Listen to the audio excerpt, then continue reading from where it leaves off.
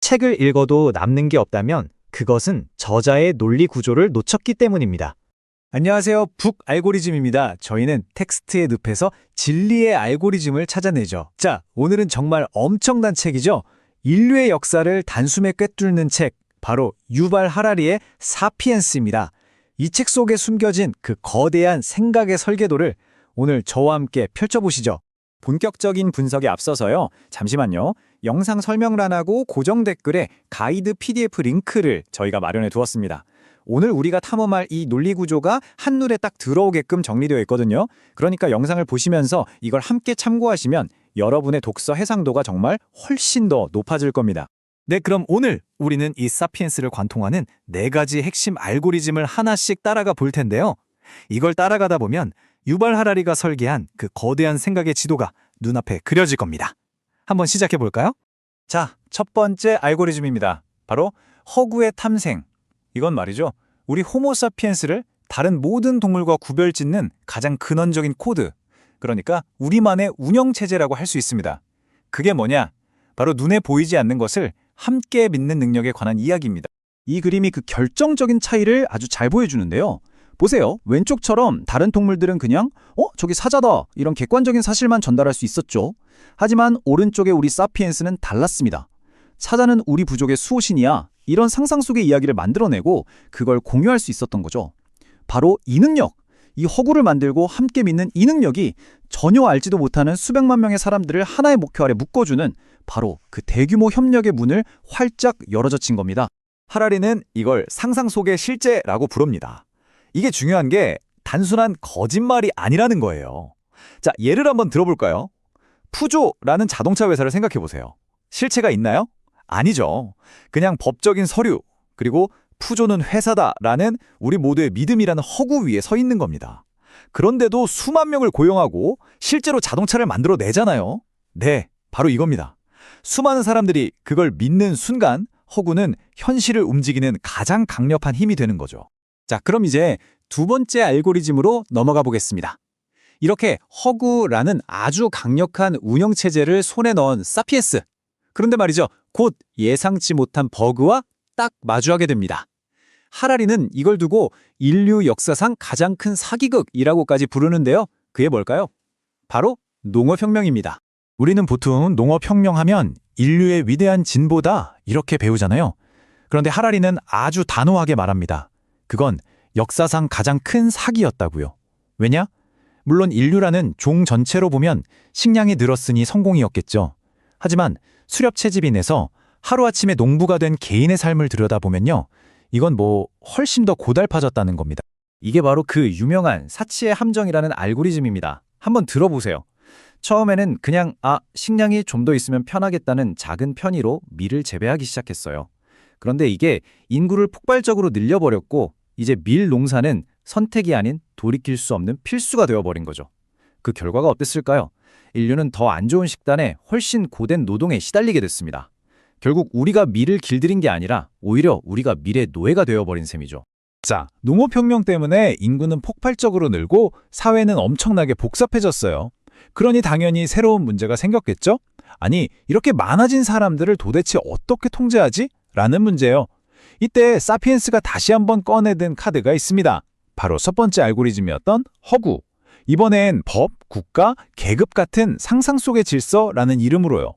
이 질서 덕분에 사회는 안정을 찾았지만 동시에 누군가는 지배하고 누군가는 지배받는 그런 불평등의 씨앗이 되기도 했습니다.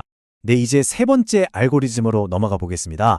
이번에는 뿔뿔이 흩어져 살던 인류를 하나의 거대한 네트워크로 묶어버린 아주 강력한 3가지 통합 프로토콜에 대한 이야기입니다. 그게 바로 돈, 제국, 그리고 종교입니다. 이 3가지 정말 강력한 상상 속의 질서가 뭘 했냐면요. 서로 다른 문화, 다른 언어, 심지어 지리적인 장벽까지 다 허물어버리고 전 세계에 흩어져 있던 인류를 하나의 거대한 네트워크로 묶어버린 겁니다. 특히 돈의 힘은 정말 놀라웠어요. 생각해보세요. 서로의 신은 절대로 믿지 않는 기독교인과 무슬림도 저 반짝이는 금화의 가치는 똑같이 믿었거든요. 결국 돈은 그 어떤 신념이나 문화보다도 훨씬 더 강력하게 전혀 모르는 사람들을 연결하는 최초의 보편적인 신뢰 시스템이 된 겁니다. 그렇다면 제국과 종교는 어떻게 그렇게 많은 사람들을 복종시킬 수 있었을까요? 비결은 간단했습니다. 자신들의 규칙이 우리 그냥 이렇게 하자고 정한 인간의 약속이 아니라고 주장한 거죠. 이건 신의 명령이다, 혹은 절대 변하지 않는 자연의 법칙이다, 이런 식으로 초인간적 질서라고 선포해버린 겁니다. 이건 인간 따위가 감히 바꿀 수 없는 절대적인 진리야 라고 믿게 만드니까 그 질서는 엄청난 권위를 얻었고 거대한 사회를 안정시킬 수 있었던 거죠. 자, 드디어 마지막 네 번째 알고리즘입니다. 돈, 제국, 종교로 하나가 된 인류가 마침내 스스로 신이 되는 간 모드 패치를 실행합니다. 그리고 이 모든 것을 가능하게 한 결정적인 방아쇠가 있었는데요. 그게 놀랍게도 우리가 사실은 아는 게 별로 없구나 라는 걸 깨달은 것, 바로 무지의 발견이었습니다.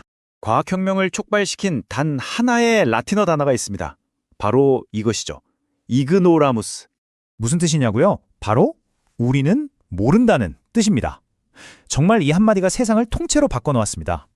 이전까지 인류는 모든 정답이 오래된 경전이나 책 안에 다 있다고 믿었거든요.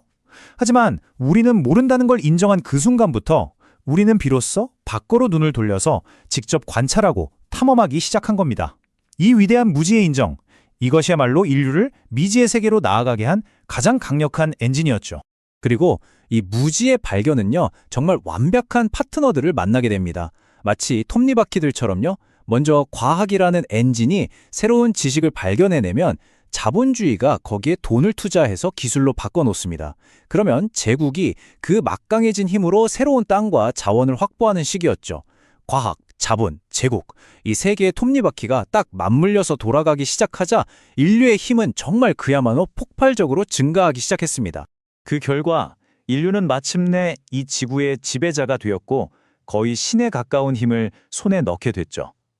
하지만 하라리는 바로 이 지점에서 가장 날카롭고도 근본적인 질문을 우리에게 던집니다.